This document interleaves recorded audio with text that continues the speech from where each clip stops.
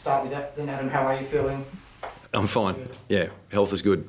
What was it like at the worst point, and did it give you any added sort of understanding or insight into what your players have gone through? COVID? Yeah. Well, so many people have gone through it, so I'm no different than everyone else. So, cooked for a few days, crawling up the walls by the last day, and back in business yesterday.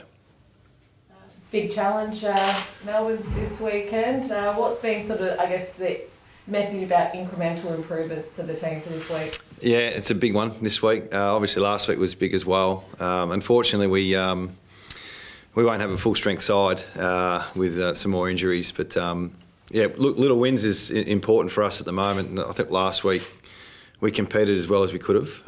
Clearly not good enough in the end, and losing the way we did was disappointing. But they look up for the fight, so that's our start point this week. What are those injuries that you're referring to? You mentioned something on radio this morning. Yeah. Unfortunately, we've lost Shannon and Gaffey, so just a couple of little niggles late yesterday. So it takes us down to 23 available, so or maybe 24. So we'll have to draw upon a couple of waffle players for the squad, and most blokes who are available get a game. And those waffle players, they won't come from the state team squad? Is that? No, I don't. No, we'd never do that to the waffle. But no, we'll if the guys are in the state side, they'll play for that, obviously, and we didn't even consider that. So we'll look at who we've got available in our contingency. I think we've got 20 guys there, and whoever's in the state side obviously plays. And then we're hoping it's just emergencies at the moment. Can you elaborate on the niggles? Is Andrew Gaff's ongoing, or from what he had before, or is it something fresh? It's just something fresh, a little niggle in his leg, so around the quad region. And Bung, he's just done so much for us, and as much as we would have loved to have managed him better this year, he's got a little niggle with his calf, so a very, very small one, but we don't need to take the risk with him. Has that been an ongoing frustration for you with some of those senior guys that you might have wanted to manage so far but haven't been able to? Yeah, I know there's a lot going on at the moment, and we're clearly not where we want to be, but I think we've got 17 injuries today, and add a couple of COVID cases on top of that. So, we want to produce a better output on field, but it's a challenge. There must be at least 10 or 12 players unavailable that are in our starting 22. So, but that has given us opportunity, and it's given some of our younger players a chance to put their hand up at senior level. So a couple probably underdone and not quite ready, but a couple of guys are going to grab that opportunity. So we look at that as a positive because I think it's a short-term issue. It's just where we're at the moment. But longer term, we've got a lot of work to do with our list and how we want to play, and getting back on the winners list is important for us as well. But right now, it's a challenge. How do you use this game against Melbourne when the mountain in front of you seems so big to try and educate some of your less experienced players against the Premiers? We'll learn a lot. Again, I mean, last week was pretty daunting as well, and I thought they were up for the challenge. So trying to play a style that is competitive and that can win is our priority. And then what the younger players learn from that, playing against some pretty serious players, that'll be after the game. But yeah, we're not starting with that. We want to be as competitive as we can, and try and have a win. That's what we're trying to do. Just on the COVID situation, we saw you had to answer the protocols out in the week. Has there been anyone else? I think there's one or two others. Yeah. I think we've 36 players now out of our 44. So, we're getting through them. Apart from the first cluster we had in that second week, it's been pretty consistent, 2 or 3 a week. I think last week was a bit more when the mask dropped. But, I think we've had 2 or 3 or 4 a week. So with nearly the whole squad having had it, what's your medical advice about whether they could get it a second time? Oh, it's the same as yours. So you have a danger period, like once a certain amount of months passes? Yeah, I think it's 12 weeks, around about. So, that's, we'll worry about that whenever that pops up again, but we're still working through the first phase. I mean, we're a fair bit behind other states, and, we're like everyone else in society that's in Perth at the moment. It's more susceptible right now with what's going on, and, once you get through it, it's you get a bit of grace, but then it'll pop up again. It's not going anywhere, is it? There's been a bit of off-field, I guess, drama this week. Yeah. Has that taken away from preparing? No, not really. I obviously wasn't around last week, so that, obviously went through the boys that had the indiscretion, which we dealt with. Obviously, they're very remorseful. Error of judgment, really. In the normal world, it was an 8-day break, and they went out together, but it was just a poor call by those players. So we're really disappointed. They all apologised pretty much straight away. We dealt with it and we've moved on. So. Yeah, I know it was played out as a really big deal, and for us it was really important that they were available for us, and some of them weren't. But we've dealt with it. The unity's still strong within the club. The players are still tight. They made a mistake, and we'll move on. What did you make of Todd Curley's comments? I don't know whether or not you saw them. I assume that you probably did. Just sort of saying that maybe it was a bit of an error in judgment, but perhaps you shouldn't be utilising top-up players. For the purposes of them going out. Do you think there was a fair reflection or statement? I didn't read it. He's talking about his boys. Yeah. Oh, look, I mean, they had a loss, I think. So I think we had 8 players out with COVID. So a couple of those boys are the ones that went out. So that's a fair call. I mean, he's entitled to be disappointed. What's it been like for you this season, and more so in recent weeks? You seem to be caught in this perfect storm of injuries and COVID and off-field stuff. Just for you personally, what's that been like? Personally, it's time to lead. It's time to step up.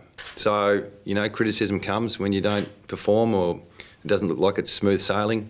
So we just got to stay resilient. Find out a lot about ourselves as a club, who's up for the fight. And look, at the moment, it's really difficult because of the injuries and COVID, and then synergy on field and availability. That's a real challenge. So yeah, it is what it is. We've got to get better. We'll look at everything end of the year. Every couple of years we review the department, and that'll happen again this year. So we'll get through that, and we'll do everything we can to get better as quick as we can. And you were trying to implement a new game plan as well. Have you had to almost abandon that? Yeah, a little bit. We're trying to be competitive, and at the moment we're trying to educate on the fly a little bit with where the game's at and what we need to do to try and get a little bit more supply. Like it's been all year, inability to get inside 50. So I don't think that's a reflection of the game plan. I think there's probably more things at play. But yeah, we're trying to tweak a few things at the moment to try and get us, more opportunities to win and be competitive. But on the injuries, Adam, it was only a few years ago you had about the best injury record in the comp. Now you're obviously at the other end, especially with the soft tissues. To what extent are you digging and looking around into what you're doing, and to what extent do you think you've had a shocking run of luck? A bit of both. I think we'll look into it when the time's right. But a lot of our injuries started with collision injuries, to be honest, and when COVID hit as well. A lot of those things we couldn't avoid. And then I think what's happening now is just your standard injuries that you get throughout the year. There's normally 7 or 8 players on your list that have some sort of niggle or soft tissue issue, and we're getting that on top of what we've already got. So, but we need to look into that when the time's right and how we can get better in that space. But we do that every year. So it's just magnified this year. And how frustrating is it to have another season of your captain not being able to get out there regularly? Yeah. Well, he should be available next week, Luke. So, no one's more frustrated than him. And, it's not just him at the moment, unfortunately, with Sheed and Yo and now Gaff. We've been a bit light on, and Nick in the midfield. So, yeah, he's leaders want to play. So, it's been a real challenge for him, but he's doing everything he possibly can to get himself right. So that's why the frustration's even more. There's nothing more he can do. And how's Yoli holding up? Ellie Joe's been concussed, injured, off that. This is a tough gig we're in, so you're up for criticism because that's our industry. We all get paid well and we need to deal with the ups and downs. So I think he's okay in that sense. But he's just been unavailable pretty much for 2 years, even more. So he leads with his actions. So, that's been really hard for him to handle. And then when he got himself reasonably right, he gets knocked out, and then he's in COVID protocols. So that'll be 1.5 games he's played this year, So yeah, that's unfortunate. Hopefully it's a moment in time for him and we can get his body right, get himself fit and firing. He's a 2-time best and fairest winner, All-Australian premiership player. Him at his best, he's in the top bracket in the competition. So we just got to get back to that. So could he do with some conditioning and a waffle, or do you just not have the numbers to? We've got to look at that. It's got to the point where it's been a fair stint. So trying to get these players available with our injuries at the moment, that's been the challenge all year. You bring them back too early, but there's not a lot to bring in if they don't play. So, and this is not sooking. This is just where we're at. So we've got to get on with it really and look at who we've got playing rather than who's not playing, and that's what we've been trying to do all year. And look at that as an opportunity rather than who's out. And with Willie Riley, how bad is his hamstring? Willie, Riley, yeah. Yep. We initially thought it might have been a corky to his hamstring. Is it something more than that? Yeah, it's a 6-week corky that's connected to his hamstring. So, he's gone home for a week or so. He's back on Monday. You get on hold of his rehab and he'll be back around the bye.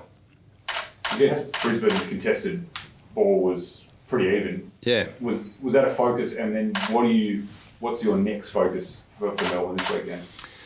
Well, both Melbourne and Brisbane are really good in that area. So, I mean, to be competitive, you got to try and match teams or be in the ballpark and around the contested ball. And it was something we've been down on for a number of years, but we found other ways to play the game. So one of our challenges is to get better in that area. So we focused a lot on that over the summer, and unfortunately, we just haven't seen it on game day. But on the weekend, there's some method there we're working on. Feel like there's some small wins we're getting with it, but it's not consistent yet. So if we can have a good crack at that this week, that'll be an improvement. Jake Redden, Adam, obviously an important player and person at your footy club. How do you go about recognising his 250? 250 games, yeah. I'm not sure how many with our club, but I remember when he came over, it was there was no one he knew here. It was like he just wanted to come to West Coast. Still don't know why he came, but really happy he did. So he fit into the environment and the culture really well. He's been magnificent for us, really, and to do what he's done, it's been credit to him. And he's been really holding up the fort this year, hasn't he? He's been available most weeks, and he's been doing roles for us. He's been doing everything he can to help us be competitive. So, we'll celebrate as much as we can. And Greg Clark, obviously a positive story before he went into the health Yep. and safety. Is he right to go this week? I hope so. He's one of the 23, so he'll play. There'll be 3 or 4 changes and a couple of the waffle listed players that exit the side. We need to replace them. A couple of guys that got injured as well. So there'll be 4 or 5 changes. And the ruck challenge, can you talk a bit about that? It's no great challenge, I guess, in the league. Yeah, and there's not. And last week we had a challenge in that space too. Young Harry holding down the ruck for us for the first time in his career. And Jamison, I thought, had a go. So, he's a young, developing ruckman that, it might not be that combination this week, but Jamo will still definitely play, and he'll be playing as a ruck at some stage. So, learn from the best. Do you have to have more of a defensive setup in that midfield? Because you obviously know Gawn's just going to probably go and dominate and got a pretty handy backup as well. Yeah, they're not too bad, Melbourne. Yeah. Look, we'll have some plans. Yeah, we need to, try and be as competitive as we can. So, but we're not turning up our toes. We want to come in for, g'day mate. Come in for a good experience, but have a crack, see what we can do. So it'll be a good learning experience for them. But we want to start on the front foot. When you say have a crack, is there a plan to, if you need it, to then minimise the margin, or does that come into your thinking? Yeah, unfortunately, that's been the case a little bit at stages, but we'll work through that if we have to. We probably haven't been on the right side of that ledger for 4 or 5 weeks. So trying to come with some positivity and growth, that's the start point. And is your waffle team going to play? I think we will. I think we've probably got 3 or 4 first years on managed minutes. So I think we can scrounge together a side. So we'll have 3 or 4 players playing in that, and we'll make up that game we missed last week. And it's a rule you have to have 3, is it? I don't know. Is that a rule? That's a rule. Yep. So obviously injuries and COVID have tipped your waffle upside down the last few years. But have you ever wondered whether the old system of just dividing your players up among all the teams might be the way to go? I think in the long run, what we're doing now will pay us back. So getting development under our coaches and through our system is important. At the moment, it's obviously not looking great with our numbers, but realistically, we should have 14 to 16 playing every week in that space, and then you can see some real growth. In the top-up players, as much as that's a challenge where they come from, but they're complementing our list. So, no, I'd rather a younger player, especially with what we're doing in the future. I mean, we started with a draft last year, and that'll continue for the next period of time, and there'll be a young group coming through together, and I like them to be in the same team.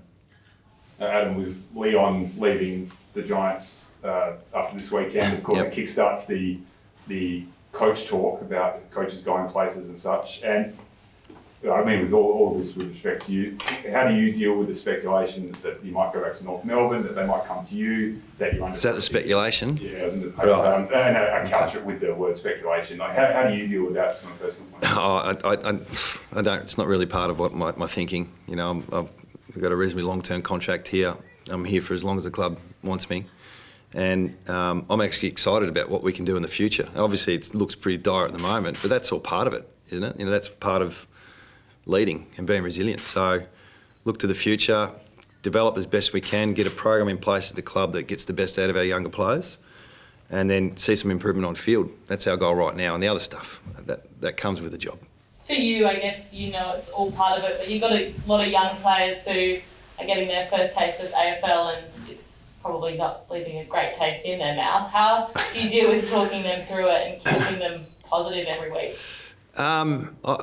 There's pretty good energy at the club. I mean, even going through what we went through last week, coming back yesterday, trying to set the right environment is really important right now.